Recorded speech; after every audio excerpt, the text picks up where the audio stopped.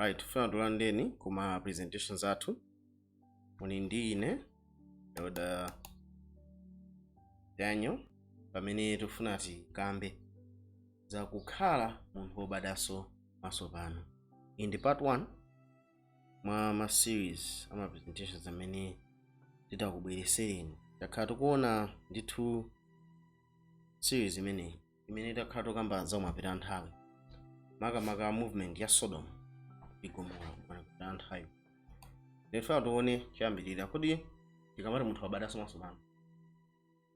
Abadaso Mwatsopano kuchokera kuchani.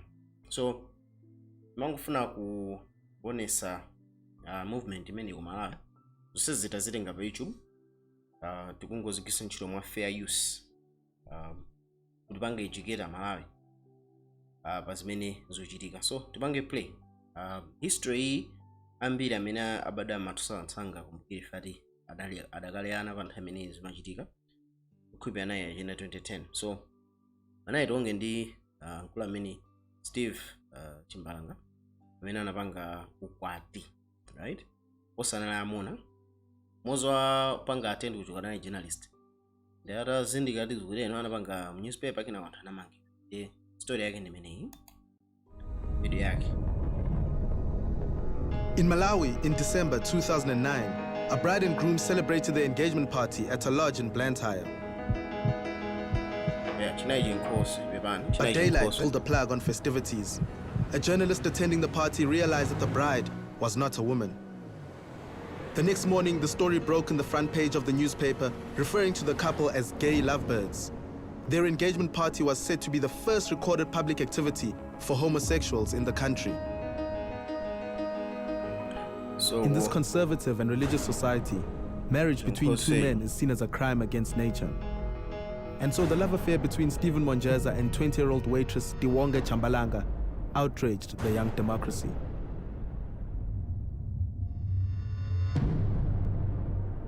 So, tona na kuno kumalawi kunoko pa nthawi imeneyi ngakhale panopa maukwati pakati pa azimuna okhaokha amakwiyisa anthu pa malawi kunoko. So chinachitika nchina kuno mu video yangu fotokoza zimene zinakhalira. Of course pakupita pa nthawi anthu osawiri amene apanga chinkhoso chana anamangidwa pepani nati ndi kwati nayi chinkhoso. So atamangidwa uku ndi ku magistrate court ku Blantyre mene amakapanga hearing yawo. So kuna zaza ndithu ifanikani ina shoot apena pali pose anatenga kuchoka polisi kupasisa. So avala chitenjejo ndi amene amatchuka tantitiyo apa 1000 ndi Stephen Monjeza pepani nandati Chimbalanga wavala skiti ndi Tionge Chambalanga amene bambo ndi Stephen Monjeza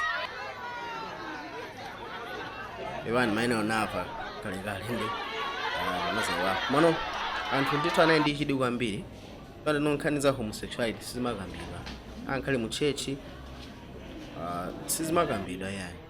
So anthu zinali zinthu zodabwisa kwambiri kuti akamati magays amaoneka bwanji amatani. So wanayi ku court kumene anapanga sentence kuti akhale 24 zaka 14 pano ku ndende. So apo ndi ma lawyers ma human rights activists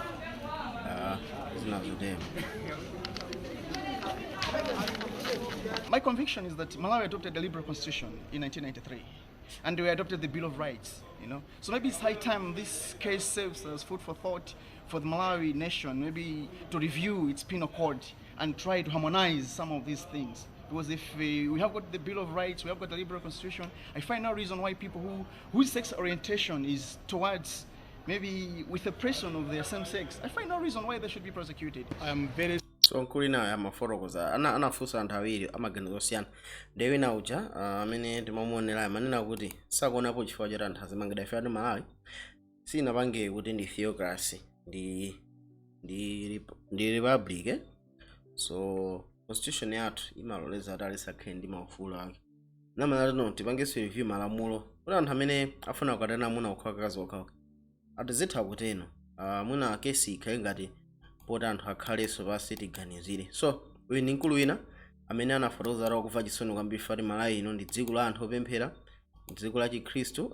Wina amene tamone mkulu amene araya ndikuva chisoni kwambiri zimene zachitikazi kuti Malawi dziko lopemphera Akhristu Asilamu tonse timasana ndi nchitidwe ndi amalimbikisa tino achitidwe usarani usapitirire. I'm very sad with this thing which is happening in our country, Malawi. So far, everyone knows that Malawi is a God-fearing country. And for this thing to be happening here in Malawi, it's very sad indeed. So, anthu anali kuimba nyimbo yani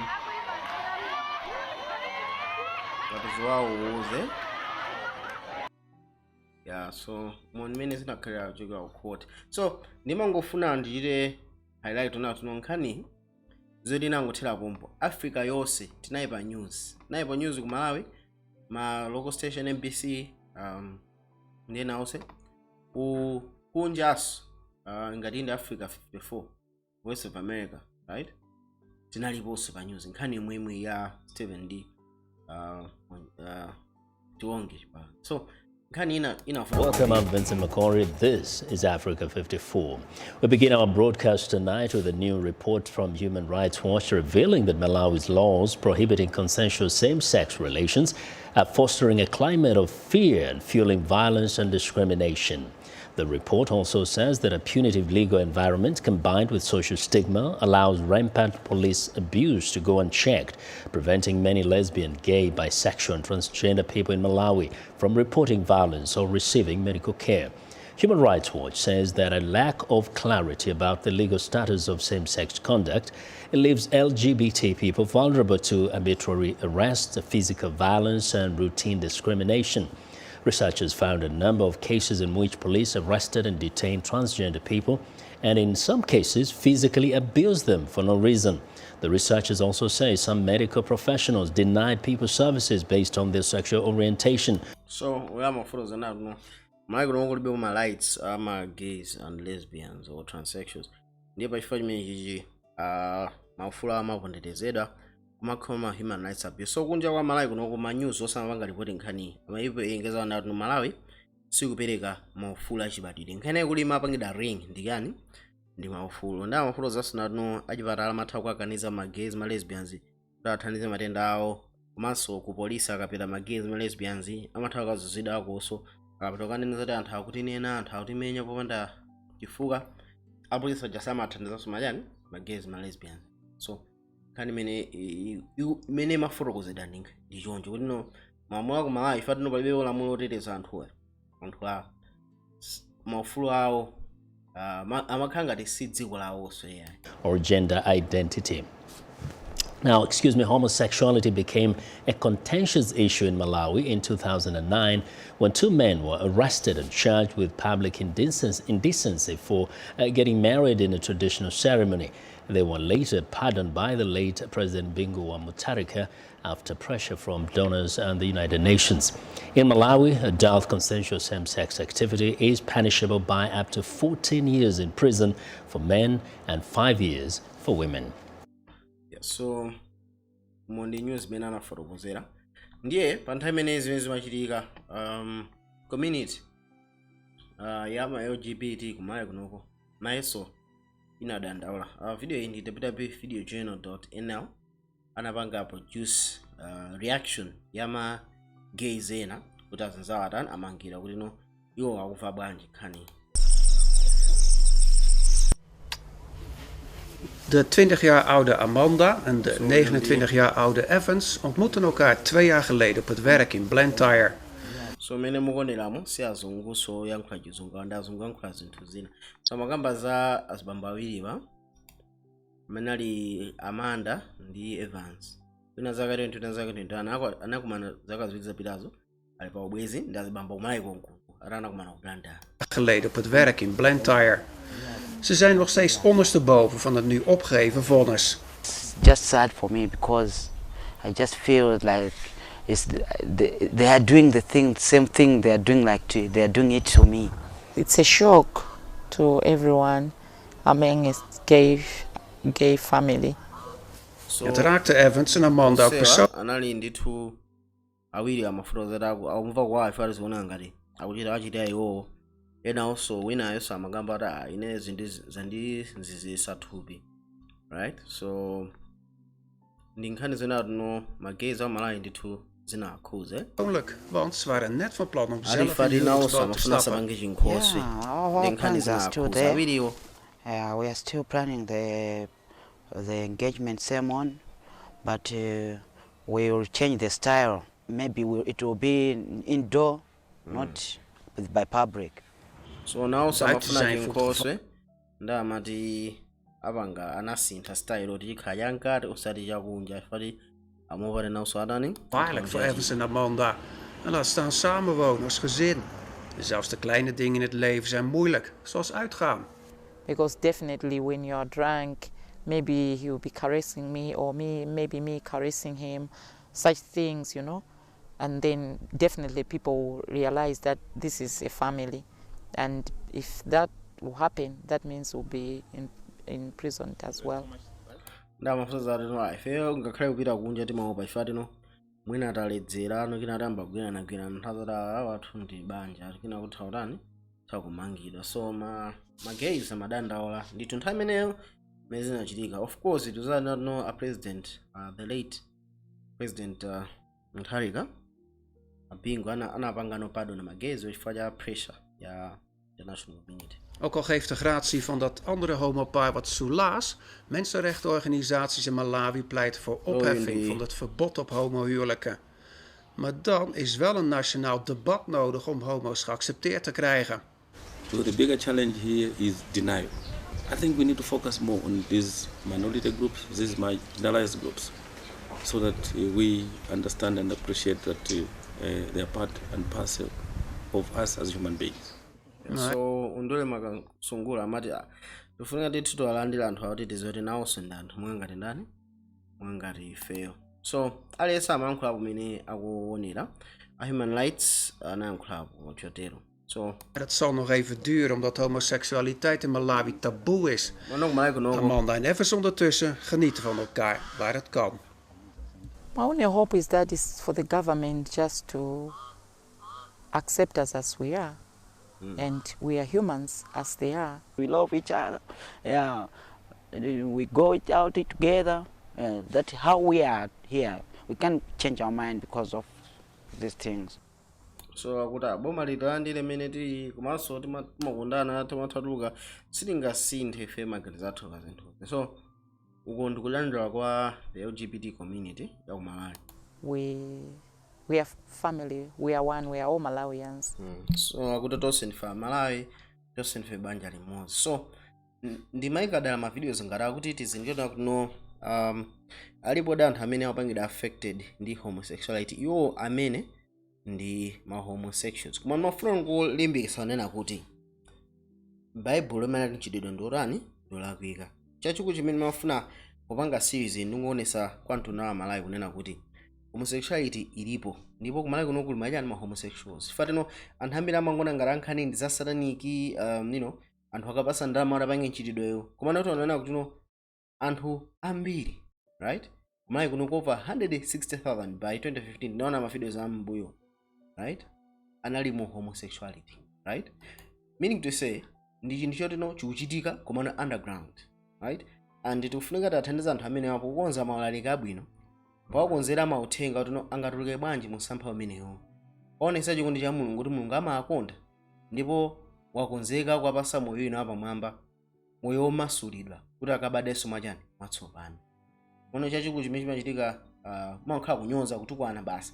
I think ndikupemphako kuti masogolera amachalichi mipingo yosiyanasiyana ndikhale ndithu ndi nthawi at least ka 1 week revival kufotokoza za banja ndi chani, homosexuality ndi yolokeka chifukwa chani, kufotokoza bwinobwino mofasa kuti anthu akamvesese koma osati kungomvesa kokha ndi kumene kuli solution. Kumana kuti anthu akalandire Yesu ndi Kubadwaso Mwatsopano kuti zilakolako za thupi zawo ngakhale zosinthika kuti zikabwererenso mene zinalili pa chilengedwe.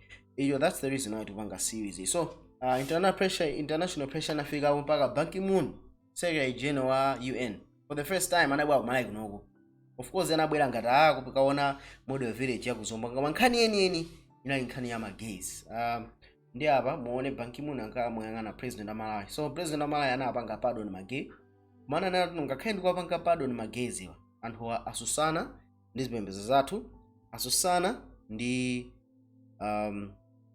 chikhalidwe chathu, asusananso ndi chani ndi malamulo athu, asusana ndi zinthu zathu ngakhale zili chonje ndikuwa masula ife tino pali panic yayikulu. So speech imene anakamba mchizungu tiye tione pamenepo. I'd like to take this opportunity of the media to make a very important announcement. This announcement concerns the issue of gays. The issue of gays has caused a lot of stress to the Malawi nation, to the Malawi people, and to the government. The two gay boys have created a situation in this country which is unheard of. In Malawi, we have 3 areas of concern with regard to this issue. First of all, they are the traditions and cultures. Our traditional and cultures do not allow for gay marriages, but these 2 still went ahead. So therefore, they violated our traditions and cultures, and they injured our traditional cultures. Then there is the issue of religion. Our religion does not allow for gay marriages of people of the same sex. These 2 boys, again, have violated this and have caused a lot of stress to our religious institutions and challenge them. Finally, there is the law of this country. Under the Penal Code, these marriages are not allowed, and they were tried under our laws, and they were sentenced to 14 years imprisonment. And I think all of you know this. This was because, again, they caused stress. In fact, they challenged our laws in this country. In all aspects of reasoning, in all aspects of human understanding, these 2 gay boys were wrong, totally wrong. I want this for you to understand. However, now that they've been sentenced, so apopo akufotozana kuti no anyamala amene wakamba za magezi ayiyaja anasusana ndi malamulo a Malawi, susana ndi zipembedzo, susananso ndi chikhalidwe chathu, anapanga challenge ndithu. Ndiye akuti no anthu amene ayesera ndi malamulo athu apezeka olakwa, right? So komano pachifukwa choti ndi president apanga exercise mphamvu zake za upresident ndipo akuamasula. As the president of this country, have the powers to pronounce on them. And therefore, I have decided that with effect from today, they are pardoned and they will be released.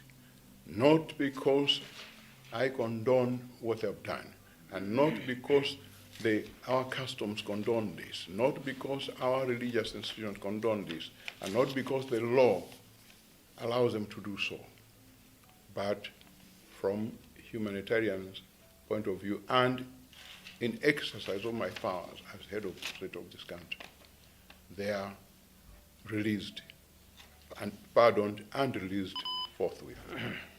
Thank you very much. Yeah, so President, you can see now panali pressure yayikulu kuti no mpaka osati president wa America kaya wa UK ayi komano mtsogoleri wa dziko lonse lapansi kubwera ku Malawi, mtsogoleri wa organization imene maiko onse amamvesera bwa Malawi kuno, meaning to say ichi ndi chayikulu kwambiri. So there was a lot of pressure Malawi kunoko till now to know our president, the late, ndimapereka ulemu kwambiri kwa this late president Professor Bingwa Mtalika anayima ndikususana ndi chinthuchi. Koma the pressure inachuluka kwambiri, komano atapanga release anasindika nayo kuti no ndikuatulusa anthu omwe sachifati no zipembe zathu zasintha ayi osati ife tino malamulo athu asintha ayi osatinso kuti chikhalidwe yathu yasintha ayi koma chifukwa chokuti cha umunthu ukwamasula anthu so a president anayankhula ndithu moteno chifukwa cha international pressure chosalera chake chinechi kuti chani so for Malawian transsexual to wamagays ndikuyankhula kuti magays mchichewa komano mchizungu akuti transsexual munthu amene anabadwa kuti iye ndi wamuna koma amaziva ndi wamkazi kapena anabadwa wamkazi amaziva ndi wamuna so muchichewa ndimanguti magays mwano chizungu chake ndi ma transsexual right so tionge chimbalanga kapena amati antitiwo ndi a transsexual ndi mu video iyi tingonena kuti no anthu a South Africa nkhani inavuta South Africa mukapita pa YouTube sinafuna kuweka ma videos kuna imademo ku embassy ya Malawi kuti amulole tionge apitoli ku South Africa so zoni nkhani ndithu zinachitika kwambiri so apapa anampanga fly pa ndege kupita South Africa amansunga mu nyumba inake kwa chaka kina chake chatha anasamuka kupita kwina koma apiza moyo wake ku South Africa ndithu amala amene apita ku South Africa amathaka kumana nawo yeah sure Chimbalanga reliving her wedding day brings back painful memories. As she and new husband Stephen Moncheza celebrated with friends and family, police barged in and arrested them for breaking Malawi's laws on homosexuality. The pair were sentenced to 14 years in jail, their actions denounced as unnatural by both the courts and the press. So amaona zithu zaka alimene anapangira ukwati wawo kuti ali kuti nkhose aulisa nangobwera watenga basi zosinira ndikusokonekera so anamanga zaka 14 ndakukumbukira zonseza pali ku South Africa ndamapanga da interview chomwe chimbali saka ndikhala bwino kuti ndikamapita ku court. During the trial and going to court now and then, I was getting abused. For example, I've got scars here to prove I was brutally abused. That was the harshest part of it. International outcry forced the government to release the couple after just 1 month. They soon split. So anakhala arakwatira anakhala aramangidwa munje anakhala mwezi ku prison ndithu ono Stephen Moncheza aja nditi olinga chimbalanga watu wawo so analekana mwanjira ina right pati munaina uja amene ali Steve timona pompano pressure naise enampeza ndanaona ta ingizi ndingozita mnafuna kuzala mu video. With Stephen unable to handle the pressure of an unconventional relationship, but Tiwonge is adamant she'll never change. I grew up the way I am. So Tiwonge akuti ine nabada mene ndililimu siningasinthe yayi but inzake janazita chifana cha pressure. I have never proposed to a woman. Men have always proposed to me. Tiwonge was given the opportunity to start a new life in South Africa thanks to a local charity. Gender Dynamics flew the 24-year-old to Cape Town, settled her into a small apartment, and is now helping her learn English. Tiwonge came here last year October, and I was the one who picked her up from the airport. She was so excited and she was taking. Yeah, many is Makaliramu. I told them I'm songa for 1 year Cape Town. But I can't do many pictures. And she said, wow, South Africa. I've been looking forward to be here. South African law protects the rights of transsexuals like Tiwonge, but attitudes remain hostile and violence against sexual minorities is rife. Despite the challenges, Tiwonge is determined to live life on her terms and hopes to find another husband in South Africa. Yeah, so Tiwonge mara muanga ndibizo mene ndilili ndibizo sipomunena uti South Africa.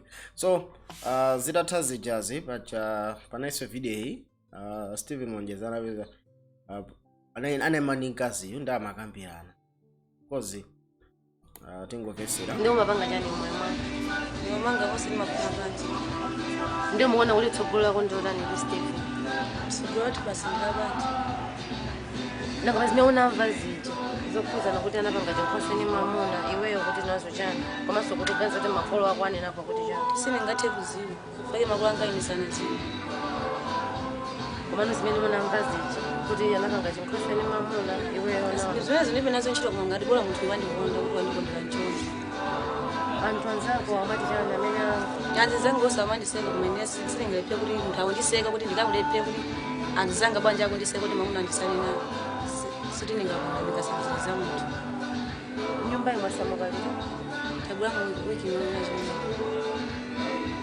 nde anakupeza ku nyumba koma yako mwe munakumana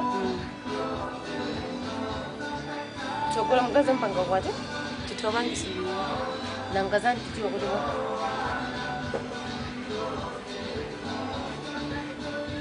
mzani titiwa ndimakanye manda ngoba ja ngoba kuti natoni akumene ndifuka ja mesa wasankhani Steve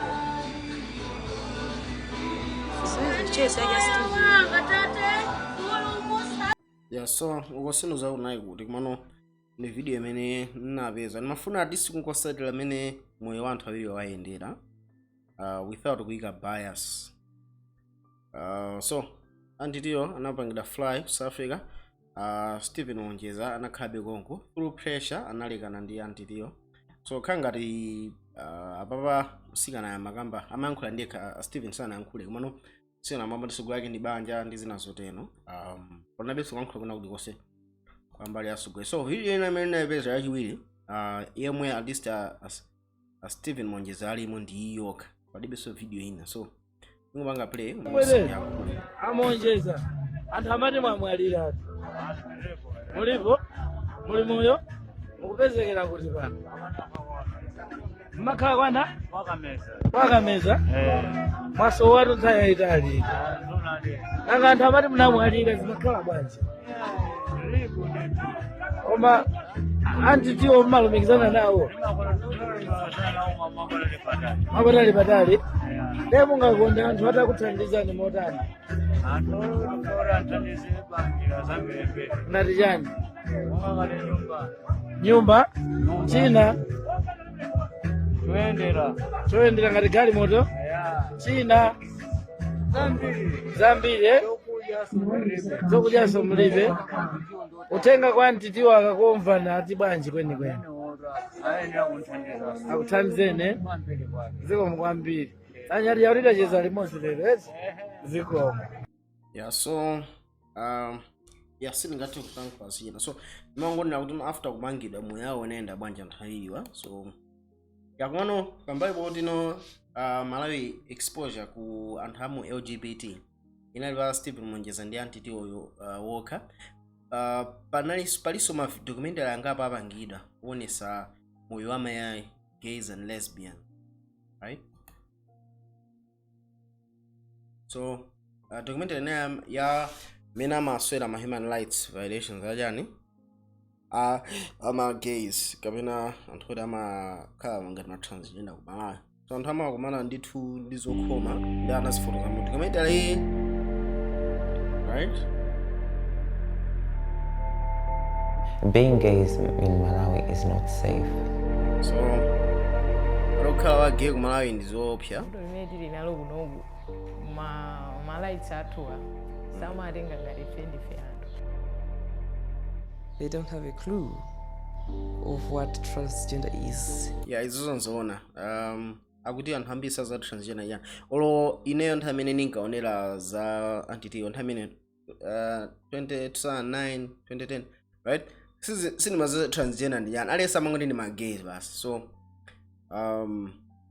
sure anthu ambiri sauza kuti no zinthu zikukhala. They just put us all in one category like we're all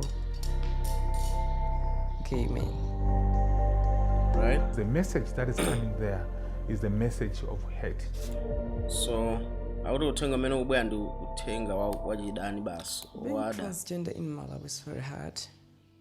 So uyu ndi nyamata anabadanga ndi nyamata kumene amazepati ni sikana ndite mati transgender amene ndi lumbani so mafoto zambala yatuno anthu moyo wake wa transgender pane ndovuta fata ntambira mamweruza. They're like they judge you They judge you, and there is a lot aroma of discrimination. umayelozidwa There are some people who take you are copying the Western culture. so in the Jesse. That's the first group.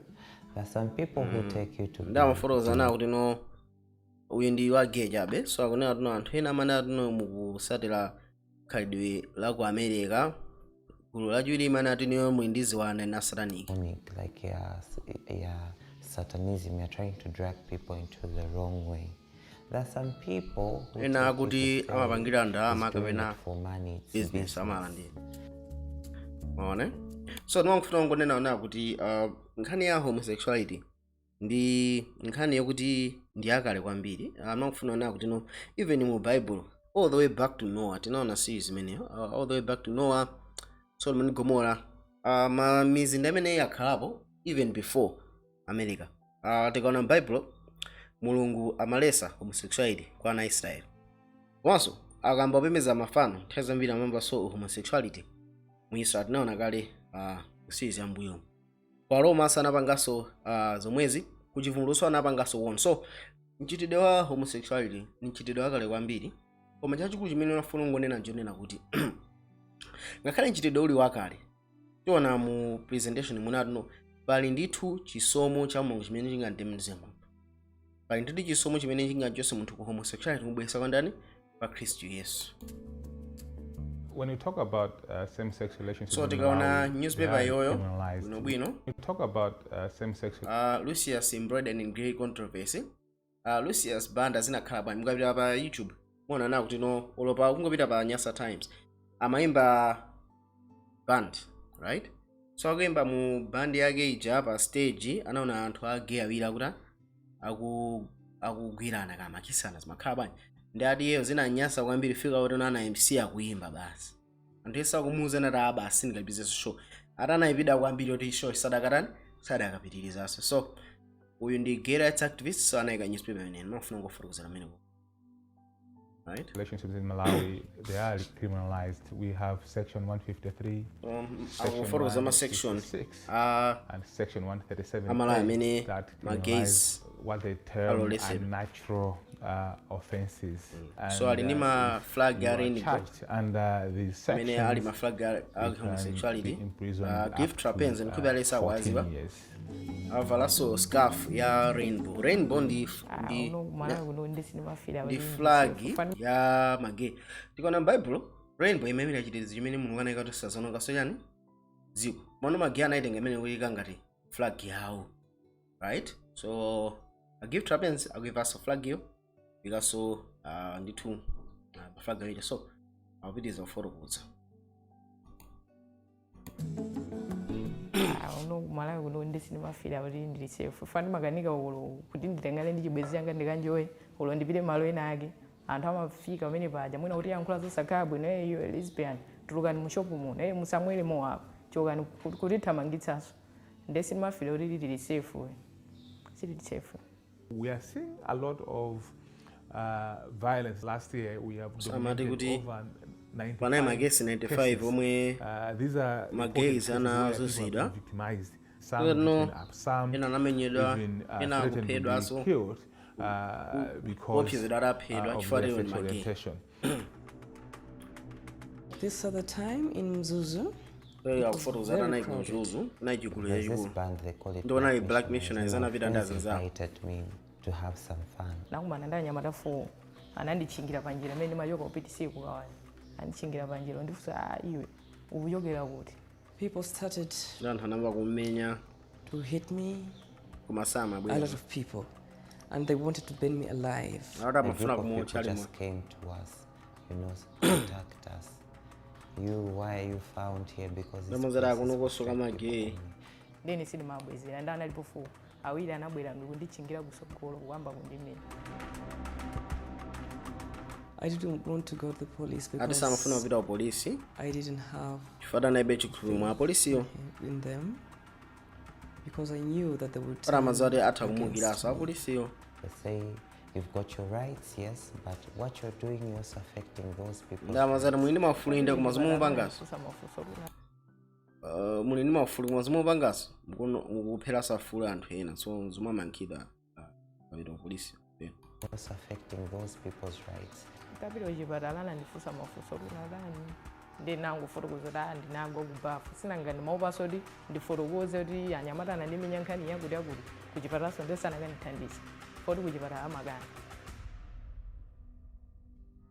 Those who are being beaten up cannot go to police because whether the police are going to address or assist their case.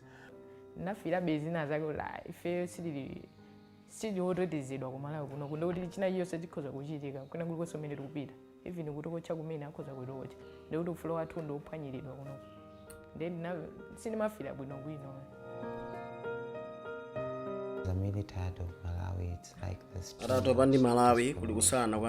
can you be happy you're discriminated? On the streets, you can't do what you feel you can do.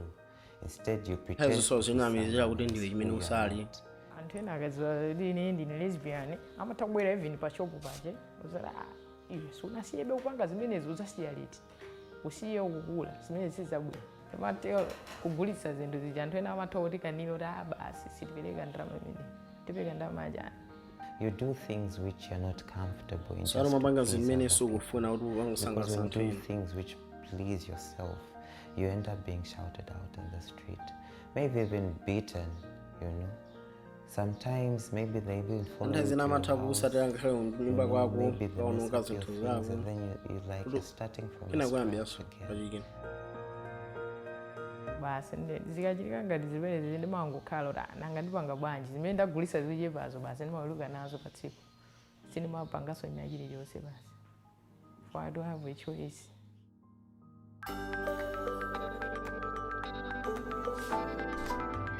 What we want to see is a country where all citizens are treated equally. We don't want to see second-class citizens.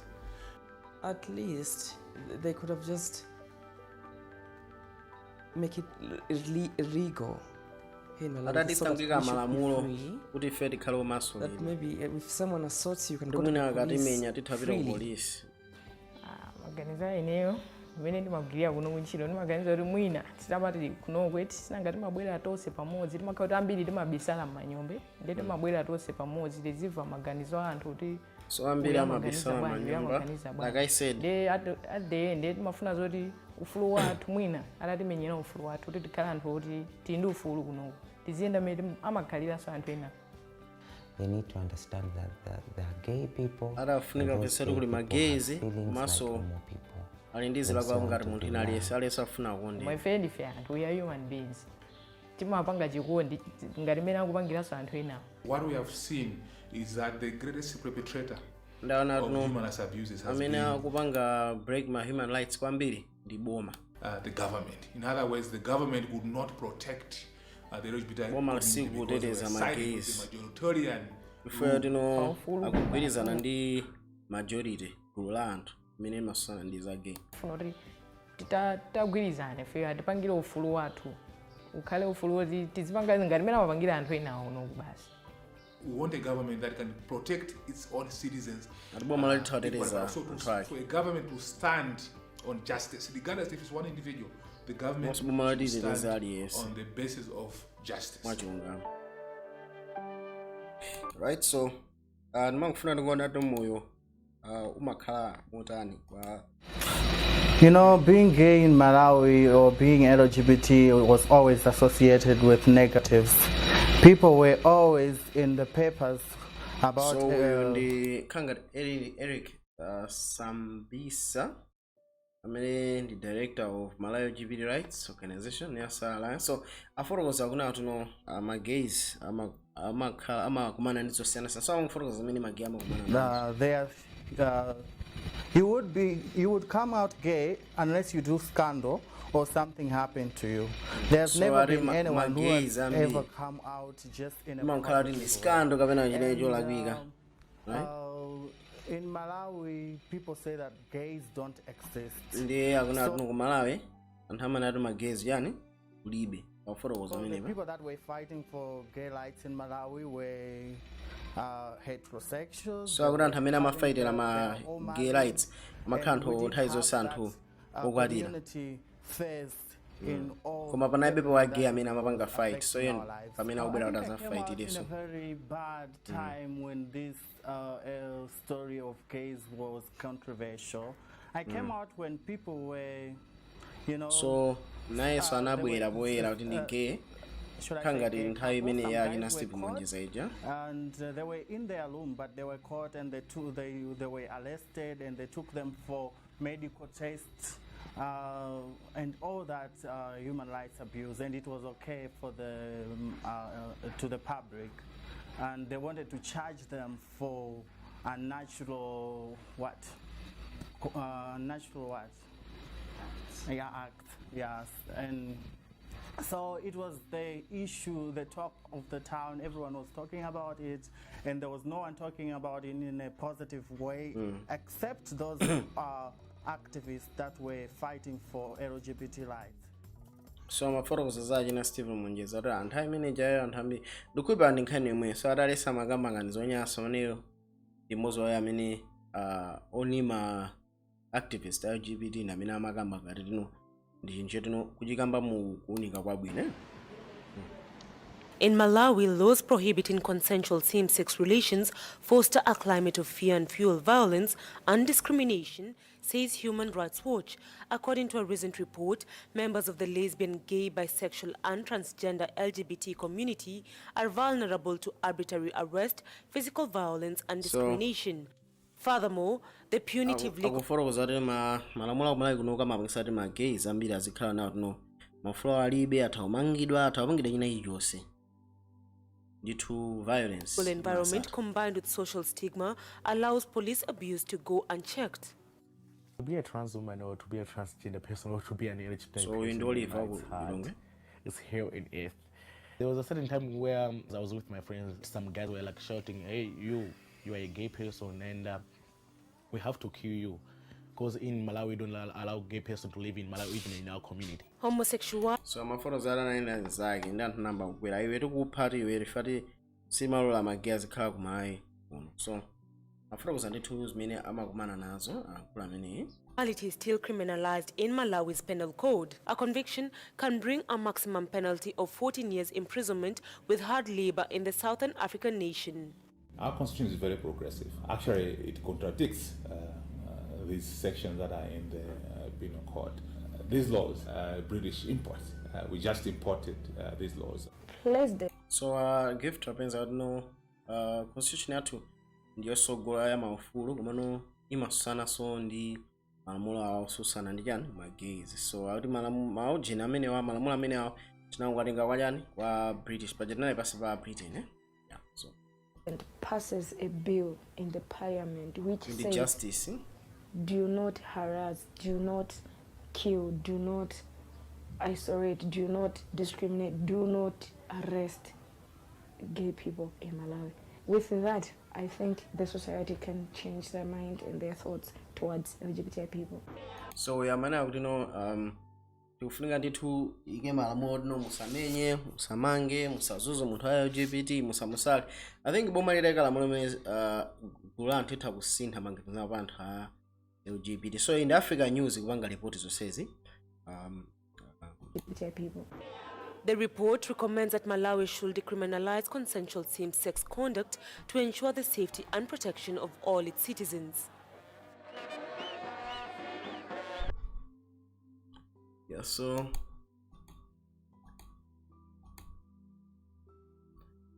so tikaona bwino tonana no panali ndithu mamacha amene amachitika kumalawi kuno pa nthawi imene so pamene ka video kamazatu kukaso ndi panachitikanso chinthu chinaso posachitapo panali nkhani imene inachitika ya kukanala ya Kenya Soda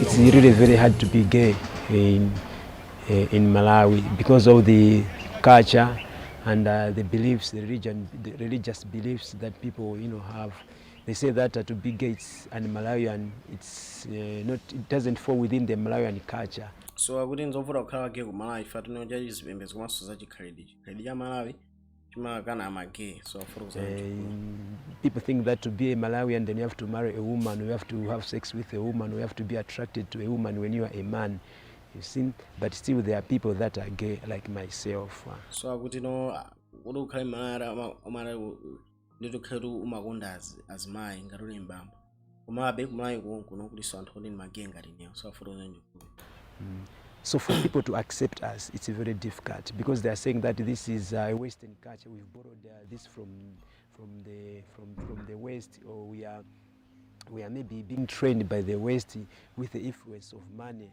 and some other gifts. You know, that's what people. So akufotokoza kuti ndama anena ramalandira ndalama. You know, that's what I'm wondering. You know, he so, appeared in the. Nkhani inavuta ndi akeni nsonda. Nkhani ndina kuti sinthu zati zinakhala bwanji pamapana yona ake wa gay khanga atanana kuti Amalawi either mutilandire kapena mutitani mutiphe. Ndi akeni nsonda anabwera still zanata magezi atani aphedwe, right? So timve nkhaniyo. Akeni nsonda anabwera ngati kuyankha nthawi imeneyo ndi pipiri mboma. Paper on 2nd of January. He appeared on Times TV and he gave us two options as Malawians. To say Malawians, you either legalized same-sex homosexual or you kill us. And I said on my Facebook, that was my Facebook page. Malawians were your Facebook page. My personal. It was you writing. It was me writing. Sound again in responding to what these guys did. I said. Analemba pa Facebook kuyankha kwa munthu wa gay amene anapita pa news mandati Amalawi mutiphe kapena mutilandire. So keni nsonda analemba pa Facebook ara kwakuti eni kopha majani magay. So keni nsonda akupanga definitely iyo ndi ufulu wanga asikankhula pa Facebook. You responding to these guys? It was my constitutional right. Don't I have rights as well? Don't I have rights? Okay, go ahead. You mean only gays have got rights? So you took your Facebook page. To my Facebook page as a Malawian, responding to some Malawians who have been challenged here. These so gays have given us two options: kill them or legalize. As a child of God, as a born-again Christian, as a preacher of the word of God, among the two options, I'll go for the first one. So again in Sonda, kuzibanga defend. If I gonna have pressure ikulu. Payonda madala mwanga ndi munthu wa Mulungu, mwanga munthu amene born again, ine ndikusata option yambirirayo kuti angophedwa anthu. So onali maganizo ake ni Nsonda amene anayankhula ndithu kuti sitingalandire magezi. Sena ngati pasamu option awiri kuti tiaphe kapena atalandire. Ndake ni Nsonda mara bunyu ndi ngwadani ingwapa. So because we cannot legalize it because it's against the Bible, it's against the Quran. So zinavuta ndithu. The words that Mr. Sonda said were that gay people are worse than dogs. So they need to be killed. This is what he said exactly on his Facebook page. I think for us, we saw that as one of the greatest crimes that a fellow being can, stand up and mobilize fellow citizens to kill each other. Okay, I'm a lesbian. So in the lesbian? I don't want to be identified because so I'm scared. It's either I may get killed or tortured in the street. Once I identify myself to the public and then I won't live long, eh? I don't think I will survive. That is why I don't want you to identify me. It was spoken by one of our Malawian citizens that whosoever is gay should get killed. So magezi anandimantha kuti again Nsonda anayankhula kuti yes amene ndi gay atani aphedwe. So magezi amopa ndithu statement yake ni Nsonda imene. People are already taking those words like we're really gonna kill the gays. So I'm scared of that. So in lesbian amapanga mantha za moyo wake kuti anthu atengadi mauwo ma lesbian atanaphedwe. Recently, almost every day in the papers, in the media, we have been hearing that maybe a woman has been killed by the husband and somebody is found dead in the lodge, a woman, such cases. And we have had some extrajudicial killings where even the government is also being implicated in the involvement of the killing of people who have been talking about the almost 20 citizens were killed by the Malawi police. Up to this date, there have been no accountability.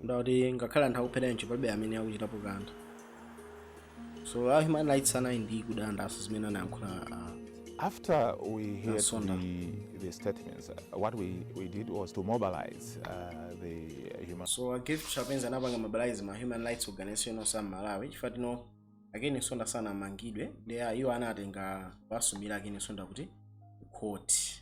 The Kakasana Mangini Bomba and asked me about defendants in Malawi, but as well the human rights organizations in Malawi. We had a meeting with the Malawi Law Society, but as well other human rights organizations in Lilongwe. And the Malawi Law Society issued a press statement. So Malawi Law Society wrote a letter to the Malawi police and also the statement urging them to arrest Mr. Nsonda, of which that did not happen.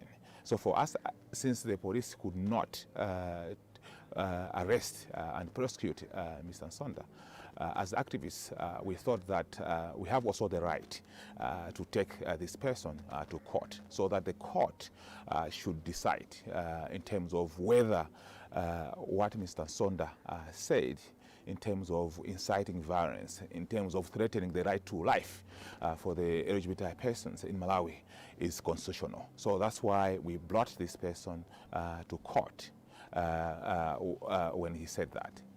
We're concerned by recent developments. The spokesperson of one of the country's main political parties recently described gay and lesbian people as. So the spokesperson of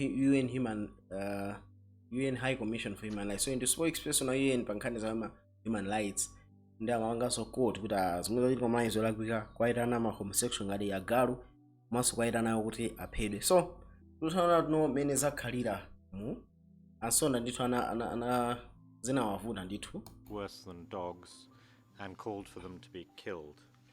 He was due to appear before the Blantyre Magistrates Court today, 22nd of January, after a criminal case was initiated by two civil society organizations. Regrettably, yesterday, komano a magistrate court anarankhaniye ndio safunikira naito musabanje to discontinue the case, underlining that the state will not. So boma sina amangi Ansonda. The DPP's decision on the matter. So our Reverend McDonald Semberega and the Reverend Manerera and in the organization imene ima panga sama human rights equipment yonjo Manerera of state versus Nsonda is quite unfortunate in that the precedent set is really worrisome because government is sending a message that anybody can wake up and incite violence against. I just my plea to the president that the government, the lawmakers, my plea is that they should protect the minorities because we are also part of this nation. You see. So udanda the first and mbali mwezi ajani ya dziko so thousands mamene anachitika ajawa pompa posachidapa pali pano pa malamulo amalawi afuna asinthidwe kupanga accommodate nkhani za LGBT, right? So some militant Christian protesters took to the streets of the two cities in Malawi to demonstrate against proposal to legalize abortion and homosexuality in the country. The peaceful marches were organized by Catholic and evangelical churches in Malawi, where sex and homosexuality evangelicals, right? Asilamu so ningode a Kristo ambira anapanga ma marches mu Malawi, ma districts yanasiyana nali ifeni fa Kristo lufuna malamulo ama homosexuality zuno amunazokana lokhaokha akasiwa zokana lokhaokha so anthu anakana mezi sexuality are largely a taboo. Malawians have spoken a clear message to their leaders, to the members of parliament, that they are saying no to abortion. Why are they saying no to abortion? Because this is contrary to our cultural values. It is contrary to our religious values. It is un-Malawian, un-Christian. We came to join our Christian brothers because the issue of abortion, the issue of gay marriages, is a fundamental issue that has been forbidden in Islam. Among the placards they carried were signs that read, "A nation that kills its children is a nation without hope." Proponents of the proposed new law say abortion should be allowed to prevent injury to the physical or mental health of a woman. So anthu amapanga fight for abortion, magay rights ndi anthu akhristu ndati ife sitingavesere zimene zotifuna tipange chani, tipange march against it. So tikuthokoza kwambiri, ndimafuna ati ndipitirize koma chifukwa chakuti no video italeka kwambiri ya dusakali 55 minutes, ndimangofuna ati ngonesana kuti no ma homosexuals aliko ku Malawi ndipo ndi ambiri, ndipo mene anthu amaganiza za ma homosexuals si zimene zilili pa ground, koma kwambiri mafuna tikuoneseni chimenechi kuti tiziona kuti no anthu alipo ndipo tithakwatani ndipo tithakwathandiza mu dzina la Yesu Khristu. So ndipanga play Joe Rogan amapanga quiz pepano ti video italika koma tingoyimalizisa. Joe Rogan amapanga quiz, ndana amene amapanga quiz presenter ameneyu amene tinaona anapanga what is a woman, Matt Walsh, ndi amafunsa rakulu ma homosexuals bwanji mulungu anapanga choncho chifukwa chani, kuti mulungu anapanga anafunsa mulungu anapanga ma homosexuals ndi Matt nati iya nanafunsa okay ngati anapanga choncho ndi chifukwa chani ma homosexuals mulungu amati ndi chimo, right? So ntoneni mene anafunsa mene. Why would God make people gay in the first place? Well, of course I would say it comes from God. If I didn't believe that, then I wouldn't be Christian. Why would God make people gay if he didn't want them to engage in gay sex? All people have proclivities or towards different sins. So marosha natuno aliyesa makhala ndi magnet wakokera kumachimo siyana ndi kuyankha kwakandani It's different things that we would call sins. Yeah, but if that's like their fundamental attractiveness, they're attracted fundamentally to other men, or other women. Why? It seems like something that God gave them. So natuno ngakhale anthu amafuna amuna ena akazi ena yokha amuna yokha so akazi amene zona ngati chinthu chena apasa ndani ndi mulungu. So Joe Rogan akuteno, like, why would God give you an attractiveness, or why would you be attracted to the same sex? mulungu anakupasanji chilakolako choti uzifuna zikaza ena uli mkazi. So Joe Rogan akuyankha. So Matt Walsh anazankha, of course oma video anapanga ndi anthu a LGBT anaidula Matt Walsh sanayankhe. If that was morally reprehensible, if that was against God's will, why would he instill that lust and that desire and that feeling of being attracted and feeling of being in love with someone of the same sex? Right, so tikaona bwino mukapita pa YouTube, mukapita pa SO Studies, mupeza video yako di chimo ndi chani, nafotokoza kwambiri uno chimo ndi chani. So sifuna tibwerezeso mukuona enzako a mulungu ndi ulemerero wa mulungu. Ma videos awiri akuthandizani kwambiri mukavesese za chikondi cha mulungu chodzaza. So timafuna nenda chinthu ichi tikamakamba za chimo, Aroma 5:12 anati chifukwa yake monga uchimo unalowa mdziko lapansi mwa munthu mmodzi ndi imfa mwa uchimo, chotero imfa inafikira anthu onse chifukwa kuti onse anachimwa. Tikamakamba za chimo ndikulekana ndi mulungu. Pamene talekana ndi mulungu china Yesu yoyipa chimabadwa kuchokera mu mdima umenewo, and one of those things chimodzi mwa icho ndi homosexuality. Zina mwa izo ndi kuledzera, zina mwa izo ndi madano, zina mwa izo ndi ufiti, zina mwa izo ndi satanism, zina mwa izo ndi zoyipa zonse zimene ungakambe, right? So tionana kuti munthu akabadwaso mwatsopano amakhala wayanjanaso ndi mulungu. Pamene tayanjana ndi mulungu chigonjetso chimakhala chi pamenepo, moyo wa Khristu umakhala pamenepo, chiyero chimakhala chi pamenepo, ubwino umakhala pamenepo. Andi ndithu munthu amene amaziva ati ine nabada chonchi atha kusintha chifukwa abadaso mwatsopano, right? So icho ndi chinthu chiyembekezo chimene tili nacho. Agalatia 5:17 mpaka 21 tikunati tonse ndabada molakwika. Tiyeni tioneni pamenepa. Agalatia 5:17 atuno pakuti thupi lilakalaka potsutsana naye mzimu ndi mzimu potsutsana nalo thupi, pakuti izi sizilingana kuti zimene muzifuna muzichite. So tionana no Bible mukamati mulungu ndiye mzimu. Agalatia 4:20 mpaka 23-24 amati mulungu ndiye chani? Mzimu. Ndipo pafunika anthu onse amene amupembedzere muzimu ndi chani? Choonadi. So thupi lathu ife amene chibadwire yathu ili chimatsutsana ndi inenso cha mulungu. Ukaona kamwana kena kamakhalira amaphunzitsa ana kuti aziba shuga ndani, amaphunzitsa ana kuti azipanga zozikonda ndani. Tionatu ndi chibadwire chani? Cha tchimo. Ngakhale munthu wamba kukula zaka 14 zaka 15 apanga notice asikana maganizo achiwerera ambabwera kwa iwe. Chupangisa chinjani? Kubadwa mu tchimo. So thupi lathu natural ife amene tilili pa chibadwire timafuna zinthu zoyipa. Mozi mwa icho china ndi homosexuality, right? Kufuna mwana azolawula pornography. Zonse zikubwera ife tino tabadwira mu chani? Mu tchimo. Ngakhale zili choncho akuti mzimu osana ndi chani? Ndi thupi. Ziwiri izi zimakhala zosusana. 19 ndipo ntchito za thupi zoonekera ndizo dama, chodesa, kukhumba zonyasa, kupembedza mafano, nyanga, madano, ndewu, kaduka, zopsa mtima, zoterana, magawano, mipatuko, njiru. 21 kuledzera, mchezo ndi zina zotene zimene ndikuchenjezani nazo monga ndachita kuti iwo akuchita zotere sadzalowa mu ufumu wa Mulungu. So tikakamira tchimo kuyipa kwake nkunena kuti nositizalowa mu ufumu wa ndani? Wa Mulungu. Mulungu akufuna tizimpembedza ife mu uzimu, koma osati mu uzimu wokha iyayi, komanso muchani? Muchoonadi. Choonadi cha Mulungu chikuti chani? Zinthu zonyasa, okonda zinthu zonyasa, right? Kukhumba zonyasa, zodesa, kupembedza mafano, zonse zikalowa ufumu wachani? Wa Mulungu. So ife tikonati no pa chibadwire yathu tinabadwa lakwika nkonatu za ife badaso mwachani? Mwatsopano. 1 Korinto 15:50 aunatu no koma ndinena ichi abale kuti thupi ndi mwazi sizingathe kulowa ufumu wa Mulungu, kapena chivundi sichilowa chisavundi. So tikaona natu no ife munga ngati ana a Adamu, thupi ndi mwazi tikazinikala ife nabada chonchi, aine ndinowa chonchi, ine ndakhala chonchi, right? Timatha kuona nthawi zina makesi zoti munthu anabada kulemera kusasowa china ichonso mwa nyamatayo mwangufuna kuba basi, right?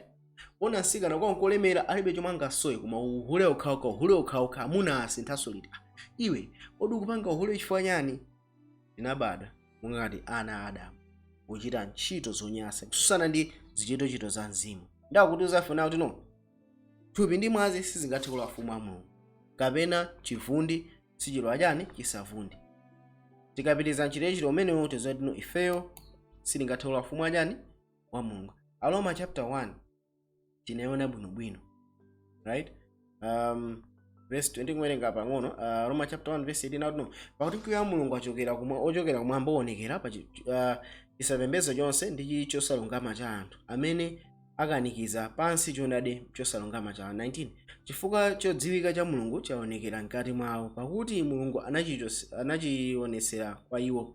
20 pakuti chilengedwere dziko lapansi zaoneka bwino zosaoneka zake, ndizo mphamvu yake yosatha ndi umulungu wake, popeza zazinikirika ndi zinthu zolengedwa kuti iwo adzakhale opanda mawu akuwiringu, right? So zinthu zonse zimene analenga Mulungu zimachitira umboni iye Mulungu mwini, right? 21 chifukwa kuti ngakhale anadziwa Mulungu sanamchitira ulemu wakuyenera Mulungu, ndipo sanayamika koma anakhala opanda pake maganizo awo, ndipo unada mtima wawo upulukira. So anthu akudziwa kuti Mulungu aliko komano akuchita kupangira dala osampanga yani osampanga knowledge. 22 John pakunena kuti ali anzeru anapusa. 23 nasandutsa ulemerero wa Mulungu wosaonongeka naufanizitsa ndi chifaniziro cha munthu woonongeka ndi cha mbalame ndi cha nyama zosayenda ndi cha zokwawa. 24 chifukwa chake Mulungu anawapereka iwo mzilakolako za mitima yawo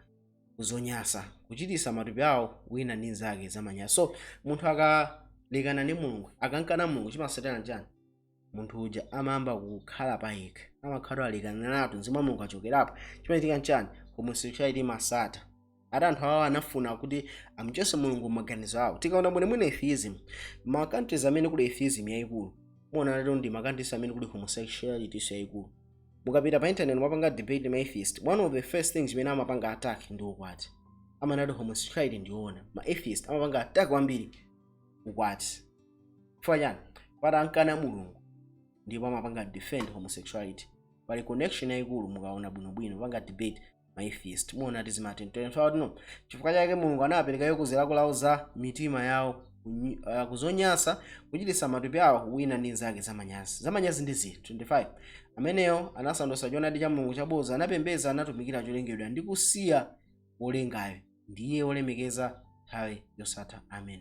26 chifukwa chake mulungu anapereka iwo kuzera kulawo zamanyazi pakuti angakhale akazi awo anasandusa machitidwe awo achibadwire akhale machitidwe osalingana ndi chibadwire. So azikazi anayamba kupanga zinthu zosiyana ndi chibadwire chawo, amunanso chimozimozi. Verse 27 akuti yani ndipo chimozimozinso amuna anasiya machitidwe achibadwire cha akazi awo natenthesana ndi chilakolako chawo wina ndi nzake. Amuna okhaokha anachitirana chamanyazi ndipo analandira mwa iwo okha mphotho yakuyenera kulakwa kwawo. 28 ndipo monga iwo anakana kukhala naye mulungu mchiziso chawo anapereka mulungu ku mitima yokanika kukachita zinthu zosayenera. So anthu amene ankana mulungu, one of the marks ya atheism ndi homosexuality. Unkanenatu mulungu mu chiziso chako chonse umachita china iso choyipa. One of the last acts imakhala chani? Homosexuality. Mayiko amene anankanenatu mulungu ambiri ndi ma homosexuals. 29 anadzala ndi zosalungama zonse, kuyipa, kusilira, dumbo, odzala ndi kaduka, mbanda, ndewu, chinyengo, udani. So munthu ngati sana walekana ndi mulungu palibenso chiyero chimene chingabwere. Nthamanga zosalungama zokhazokha, dumbo, chinyengo, udani, fere akuti yani akazitape osinjirira, akumuda mulungu, achipongwe, odzitama, amatukutuku, omva zoyipa, osamvera akulu awo. Fere anali opanda nzeru, osasunga mapangano, opanda chikondi chachibadwire, opanda chifundo. So anthu pamene mulungu amuchosa maganizo awo chimachitika njani? Zoyipa zonse zimasatira. Fere tawa chani amene angakhale adziwa kuweruza kwayo kwa mulungu kuti iwo amene achita zotere ayenera imfa azichita iwoka ndiponso avomerezana ndi iwo akuzichita. So akuti amene akuchita zinthu izizi akuyenera chani? Imfa. Fayani paja mphoti ya kuchimo ndi yani? Imfa. Munthu atachimwa chinasetera chimo ndi yani? Ndi imfa. Koma osati akuchita izi zokha komanso amene akutani akuvomerezana nazo. So ngati munthu akuchita tchimo ife sitikulipanga nawo koma tikuvomerezana nawo, ndeti ifeyo tili mu uchimo wa munthuyo. Nkhani imene Bible ikunena ndi apo. So takhale ife sitilipanga mchitidwe ena aliwonse komano munthu akubwesa madano mapatuko ife tikuvomerezana nawo ndikumaseka nawo, ndeti tili mbali imodzi ya uchimo. Right? Now 1 Corinthians 9:6-10-11 imandisangalatsa. Akunena kuti kapena simudziwa kuti osalungama sadzalandira ufumu wa Mulungu? Musasocheresedwe adama kapena opembedza mafano kapena chigololo kapena olobodoka ndi zoyipa kapena akuzipsa ndi amuna. 10 kapena mbala kapena osilira kapena oledzera kapena olata kapena olanda sadzalowa mu ufumu wa Mulungu. Right? Munchizo anagwisa ntchito mauti effeminate. Effeminate mukaona chithunzi chilapopo ndi mbambo maono amene apangira manja ake masaka achita kuoneka ndi mkazi. Machitidwe amene timati ma effeminate mbambo okhala ndi ma traits achisikana. Right? So amafotokoza tino kwa Korinto kunali anthu amene anali achigololo. Right? Achigololo tithanira tino munthu amene wakatera bwinobwino mwa kupanga zibwezi kunja, olobodoka ndi zoyipa. Right? Kapena oledzera. Right? Ndati yani kapena osilira kapena ambala kapena akudzipsa ndi amuna. So homosexuality list ya anthu awo sali apapa. Anthu oledzera, olalata, osati sazalowa ufumu wachani? Wa Mulungu. Komano Bible ingopanga condemn fara papa ndi condemnation. Right? Verse 7 ati yani pali chipulumutso ndipo ena ainu munali otere koma munayeresedwa koma munasambitsidwa koma munayeresedwa koma munayesedwa olungama m'dzina la Ambuye Yesu Khristu ndi mwa Mzimu wa Mulungu wathu, matupi athu ali ziwalo za Khristu. So tikaona muno bwino kwa Korinto kunali anthu oti anali magay, kunali anthu oti anali lesbian, kunali anthu oti amapanga zinthu zoyipisana matupi. Koma atava uthenga Paulo akuti yani inunso munali otani otere. Paulo amene amapeza anthu anali magay mulayi konoko ndikukhupira nati no magay aliko. Taona evidence ndi anthu mwangati mene inu ndi ine tili, koma chitidwe awo kumanga monseri kuti asadziwike poyera. Amakutchayitcha mabwera amanga ku ntchito wathu aliko. Right? Mipingo athu alimo, boma athu alimo, moimba salimo. So mu community nayenso imene ingaganize mayi kuno kwalimo. Mu video yomwe tinapanga napanga quote article ya yofotokoza zimene zizi. Koma kwa Korinto muzimso ku Malawi atono ndipo ena ainu munali otere koma munasambisidwa. So ma gays ma lesbians anasambisidwa ndipo anatani anayeresedwa ndipo sanatani anayesedwa olungama mu dzina la ndani la Yesu Khristu. So pali dzina limodzi limene liposa china chilichonse.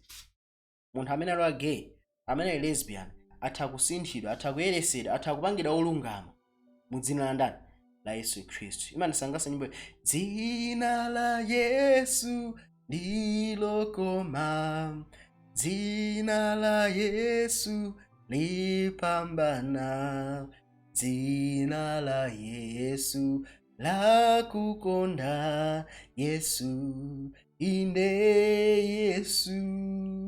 Nyimbo imene ja imangonisangalaso asale masewera. Atizoyipa zozatani zakhululukidwa. Inde Yesu amatani amateno. Mafuna nena kuti Yesu Khristu anafera pa mtanda. Osati anthu oledzera okha. Osati anthu olata okha. Koma kwambiri iso ndipo koposa kwa anthu oziyipisa okha ndi amuna. Munthu ali ndi wa gay, munthu ndi lesbian, transsexual, Yesu anafera anthu oteniwa. Kuti mu dzina lake la Ambuye Yesu Khristu akathe kukupulumutsa ine amene mukumva. Ndatuno ndi mwa mzimu wa Mulungu wathu. So pamene tayeresedwa ndi dzina la Yesu Khristu tikupatsidwa mzimu wake. Ndichitika nchani?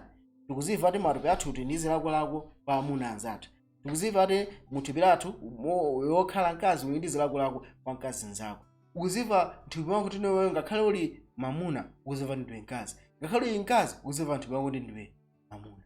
Bible kuti yani matupi athu ali ziwalo za Khristu. So tikaona bwinobwino ngati thupi lathu lili ziwalo za Khristu, mawu Mulungu akuti yani Yesu akuti yani Matthew 19 verse 1 to 5 ati pachiyambi Mulungu analengayo mamuna ndi chani mkazi. So tikaona bwinobwino pamene tayeresedwa mzimu wa Yesu Khristu kukhala mwa ife chikuchitika nchani matupi athu akugonjera umoyo umene talandira ife, ndipo ife tikusinthidwa ndi kukhala anthu atsopano osachitanso zinthu zakale zija. Chifukwa Yesu akutipasa chigonjetso ife, ndipo mayesero akabwera ife tikugonjetsa zera mwandani mwa Yesu Khristu.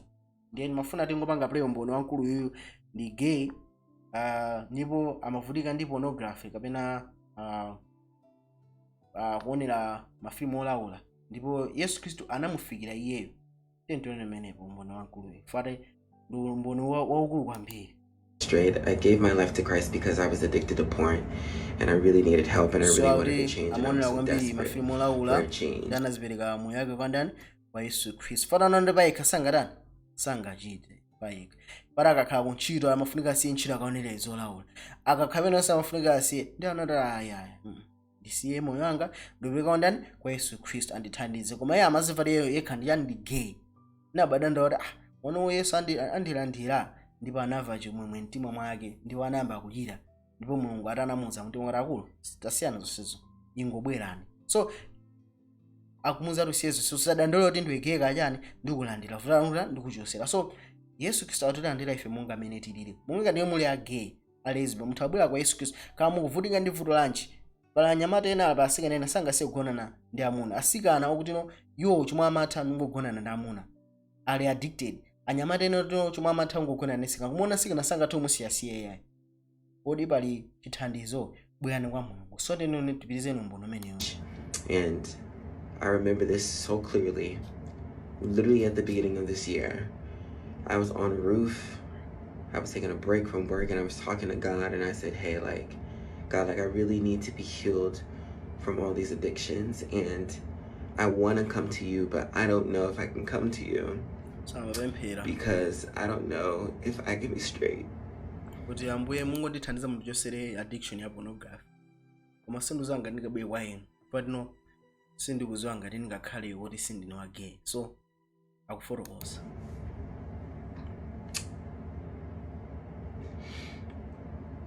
And I said, I don't know if I can be straight. So why not just be gay and Christian? I was like, is that a thing? Can that be a thing? And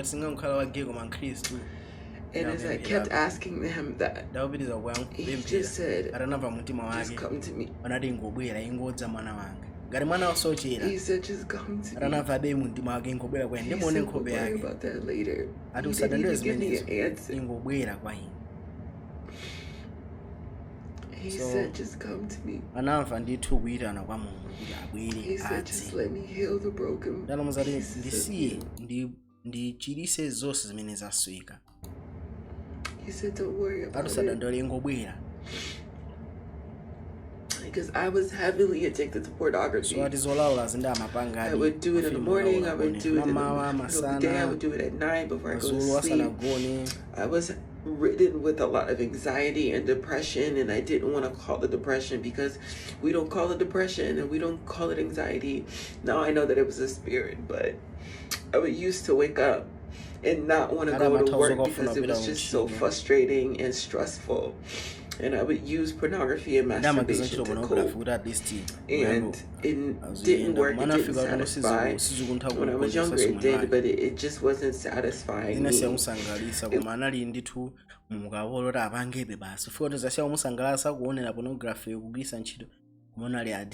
was to the point where even at work I would just watch porn and masturbate all the time. And so I knew something had to change. And so that's why I started to really come back to Jesus, come back to church because of that. It wasn't to be straight, it wasn't thinking about asiye ugeyo wake koma mafuna angothandiza mavuto lokhala koma muona imene Mulungu amusinthira moyo wake. Bilili.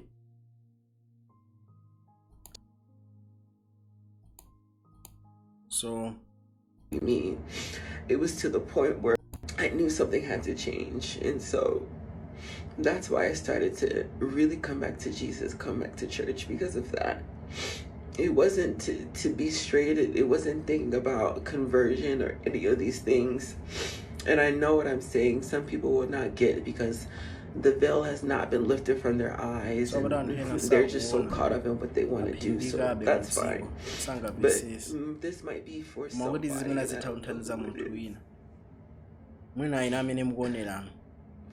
but God just wants a relationship with you. So photos za Mulungu akufunisisa ubale ndi nani? Ndi inu. With you. Awulobuta kage. Mulungu akufuna ubale ndi nani? Ndi inu kuti akuchitiseni. He's not worried about all this other stuff. Mulungu safuna senesi angofuna inuyo kuti mukhale ndi ine. Mukakhala ndi iye zonse zikonzeka. Akuyeresanu. Mukhala olungama. Anthu amene akuvutika afuza ndikulu. Nda achitisa zonsezo.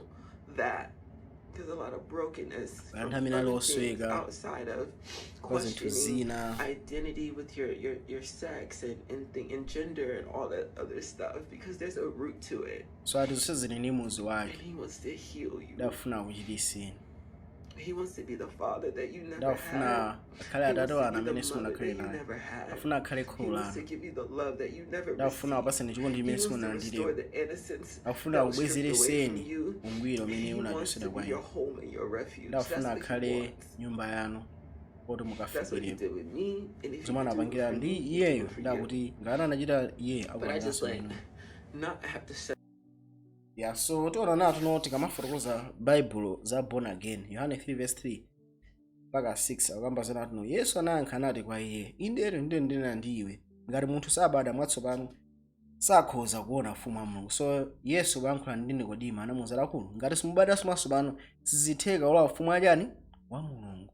Fatino tinabada olakwika. Tifunika tibade simajani mwatsopano. 5 aliya Yesu anayankha, "Indero ndine ndiwe. Ngati munthu sabada mwa madzi ndi mzimu sakhoza kulowa ufumu wa Mulungu." 6 chobada nthupi chikhala thupi ndipo chobada mwa mzimu chikhala mzimu. Mene mmavera muli mukulimbana ndi ugay kapena lesbian ife atino muli muthupi.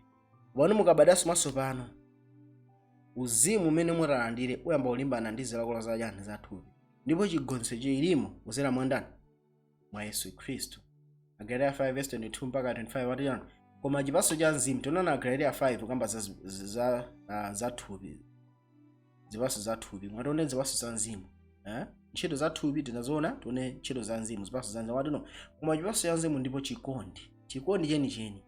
Chimwemwe, mtendere, kuleza mtima, chifundo, kukoma mtima, chikhulupiriro. 23 chifatso chiletso pokana izi palibe lamulo. 25 koma iwo a Khristu Yesu adapachika thupi ndi zokhumba zake ndi zilakolako zake. 25 ngati tili ndi moyo ndi mzimu yonse tiyende.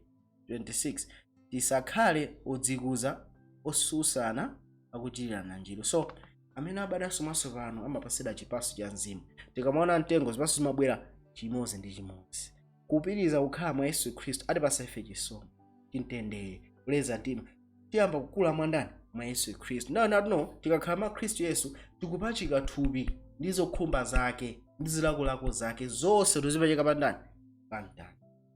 Ngati tili ndi moyo ndi mzimu ngati mwaso mwatsopano iniyo mwafa ndipo mwakasa mwandani mwa Khristu Yesu. Muyendanso mwajani mwa mzimu. Tinabadwa molakwika inde koma pali choice imene tingapange yoti tibadenso mwajani mwatsopano.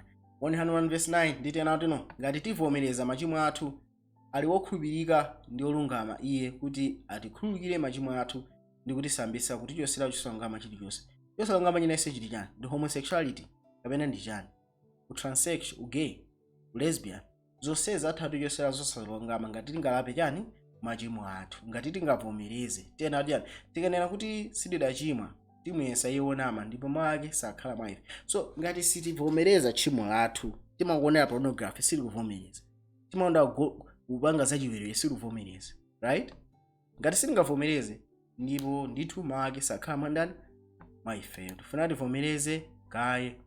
Aroma 8:1-11 adiyani. Aroma 8:1 chifukwa chatsopano iwo akukhala mwa Khristu Yesu alibe kususidwa. Ngati uli mwa Yesu Khristu alibe kususidwa kuna ulikonse, pakuti chilamulo cha mzimu wamoyo mwa Khristu Yesu chidandimasula ine ulamulo la uchimo ndi la imfa. 9 ndipo koma inu simuli mthupi ayi koma mu mzimu ngati mzimu wa Mulungu akhalabe mwa inu. Koma ngati munthu alibe mzimu wa Khristu sali wake wa Khristu. So nkhani yako ndida kuti no ngati tili mwa Khristu Yesu singathe kususidwanso iyayi. Chilamulo cha mzimu wamoyo tili moyo wina amene ungatipase ife moyo kuti tikakhale omasuka kuchilamulo cha uchimo ndi imfa. Tikakhala ndi mzimu wa Mulungu ndife ake andani a Khristu. Koma ngati tilibe mzimu wake sindife ake andani a Khristu. Tena kuti ndipo ngati Khristu akhala mwa inu thupilo ndithu lili lakufa chifukwa cha uchimo koma mzimu uli wamoyo chifukwa cha chilungamo. 11 koma ngati mzimu wa iye amene adaukitsa Yesu kwa akufa akhalabe mwa inu, iye amene adaukitsa Khristu Yesu kwa akufa adzakupatsanso moyo matupi anu akufa mwa mzimu wake wakukhala mwa inu. Ife ndife ana a Mulungu. So nkhani yako ndida kuti no ifeyo thupi lathu tikakhala mwa Khristu Yesu ndajani lakufa komano tikhalanso ni moyo chifukwa choti chani mzimu ali wamoyo. So tikabadwanso mwatsopano timakhala tino tafa kuzilakolako za thupi tifuna tisatere chani mzimu athu, ndipo zilakolako zikabwera tili ni moyo wina, moyo wachigonjetso umene tikayikirana pa Yesu Khristu atani ati adzatipatsanso moyo matupi athu ajani akufa. So chigonjetso chilimo ndithu mwa Khristu Yesu. Pali phunziro limene amati broken case napanga part 1 ili pa SO studies bombo mu playlist ya Rushes by Faith. Ungopita kwa videos makubwerera mbuyo wepeza broken case. So uyu ndi transsexual ndi anabadwa ngati wamkazi amene mukumoneramu koma anambafuna kukhala wansikana. So amatenga ma drugs amene amabwesa ndevu ngati ma shoulders amabwera diva akakhala asikana. Akhala anyamata amatenga ma drugs anake amamba kumwa ndevu zimamba kupita amamba kubwera ma hip chani. So uyu anambapanga ma drugs amati ma hormone blockers mankhwala ameneyo. So ankafuna kachusisa mabere kena kuno Mulungu anamuchitisa fatino anamonesa masomphenya ndi masomphenya anaonesa anthu osiyana soda ma gays ma lesbians ndi anaonano mamuna ndi mkazi. Basi mamuna ndi mkazi panali moyo pakati pa ma gays panaibe kanthu chopitirira ndi chimene chanasala Mulungu andiyitana ine kuti nditani ndilape ndisinthe. Tendo nene umbono wake. I was in the LGBT community for 16 years. I was planning to have breast removal surgery. So uyu anakhala mu LGBT community zaka 16 nthawi yayitali kwambiri. I had been taking testosterone for 2 years. Mene amaonekera mene amatenga Surgery. I had been taking ndi uyoyo zodabwise akuchita mama kuoneka ngati nyamata koma ndiyeyo ndithu drugs amatampangisa munthu asinthe mankhwala amenewo. Testosterone for 2 years. And all of a sudden, God speaks to me and gives me a vision. There was a man and a woman on one side, and then on the other side, there was a man and a man and a woman and a woman. The man and the woman had babies. It was like glowing really bright, and it was like generations went down the line. And then on the other side, with the man and the man and the woman, there was a red line under their feet, and it was black because you can't recreate life that way. So anaona masomphenya anayimba ndi mayi pasipo anali ana ndipo bwa mibado yosiyanasiyana mawala mwambali naona magays oti ilo panali black basipo panalinso magay awiri masomphenya mu panalinso black ndi lesbian panali black basi ndiye masomphenya amene anamweyankhula sungwana amene. God speaks to me and he says, I made man and woman so you could recreate and share the good news of my son Jesus Christ. So atanamuza ati no nampanga mwamuna ndi mkazi oti nemutha kubalana kuti mukagawe uthenga wanga ufumu wa Yesu Kristu. The devil is wiping out entire family bloodlines, and generations of people that I intended to be born will not exist for my glory. Wow, I've been really... So anamuza ati satanafuna afufute anthu amene nayika kuti azabadwe kuti azapereke ulemerero wanga. So selfish my whole life. Everything in my life was based on my feelings. The next day, I went to church and I got set free of the demonic spirit of Jezebel, and I didn't know anything about demons. I didn't know there was a spirit behind homosexuality, I had demons behind false identities. The devil stole my identity from a very young age, and that's why I believed I was born that way. God loved me the entire time.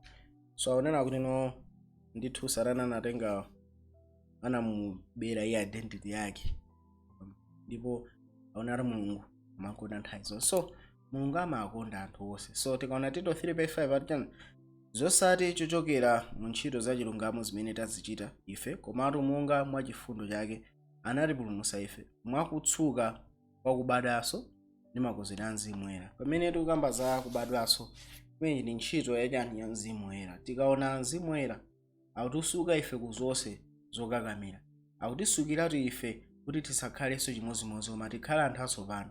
Munthu angakhale kuti wakhala zaka 16 ngati mzimayi yoyo mu LGBT ndikusinthiratu maonekadi ngati imene alili nyamata amene amaonekera munthu. Nzotheka kuti Mulungu amtenge munthu ameneyo ndikumusintha kuti asinthiretu ndikuzakhala ndithu munthu amene Mulungu angagwiritse ntchito. Yesaya 62:2 ndipo amitundu adzaona chilungamo chako ndi maufumu onse ulemerero wako, ndipo udzatchedwa dzina latsopano limene kamwa mwa Yehova mudzatchula. So tikamakamba za dzina latsopano anthu ambiri akakhala apanga ma transgender amasintha mayina awo. Mono Mulungu akuti atikonzanso ndipasa ife dzina latsopano. Mateyu 6:9 chifukwa chake pempherani inu chomwecho Atate wathu wakumwamba dzina lanu liyesedwe. Tikamakamba za kholo ndi munthu amene munafunika kumumvera, koma kuposa amene kholo ndi munthu amene angatipase moyo watsopano. Atate athu wakumwamba atakhala kholo lanu mukalandira ndithu chiyero chake, mukalandira moyo wa Yesu Khristu, inu ndithu omudakhala kuti munali agay ka lesbian ka transsexual kachani, tchimo lanu litha kuchotsedwa ndi kusukidwa kuti mukatchedwe ana a Mulungu. Kuti popemphera muzipempheradi ndithu ndi chiyembekezo choti mukupemphera kwa Mulungu wathu wakumwamba. Agalatia 4:4-6 akuti koma pokwaniridwa nthawi Mulungu adatuma mwana wake wobadwa ndi mkazi wobadwa wakumvera lamulo. 6 ndipo popeza muli ana a Mulungu anatumiza Mzimu wa mwana wake palowe mitima yathu wofula Aba Atate. Inuyo mutakhala ndithu ana a mfumu, mutakhala ana a Mulungu. Chifukwa Yesu anabwera ngati mwana wa Mulungu kuti akachose zoyipa zathu, akachose zosalungama zathu. Pachifukwa chimenecho lerolo tikabadwaso mwatsopano tikulandira mzimu wa mwana wake, ndipo zikatero tikutha kukuwa kuti Aba Atate, Atate wathu wakumwamba. Ndinu ana a mfumu, musalole Satana akuchenjerereni, musalole Satana akubereni inu zonse zimene Mulungu akukonzerani. Mulungu akalemekezeke. Pempha kuti mukathe kutenga video iyi ndikukagawiranso anthu ena, kuyimwaza kwa azibale anu, ndikuyitananso anthu amene mmadziwa kuti ndi ma gays ma lesbians kuti akathe kuonera ndikuyimwaza kufikira kumalekeke a dziko lino. Mulungu akudaliseni, Mulungu akusungeni. tingopanga sodi kodi pempheroli. Ambuye tifathokoza mapadera pati matikonda kwambiri. Pemphero aliyense amene akumva ngathe musisimusa ne umukonzanso Ambuye. Anthu amene akumvesera pemphero mungathe kwa pasa chilimbikitso pa moyo wawo. Mungathe kulola kudzoza kumene munanzoza Yesu Khristu pa Pentecost kukafikire. Kuti akalandire mzimu wanu. Kuti akakhale ndi chiyembekezo moyo wawo. Kuti akakhale anthu amene atakhale ana akazi ndi amuna aufumu. Mwalandirenso anthu anu mukakhululukira mphulupulu zawo. Ndikukapasa moyo wachigonjetso. Ndikukapangisa akakhale anthu oyenda mu chilungamo chanu. Tapempha ichi mu dzina la Yesu Khristu.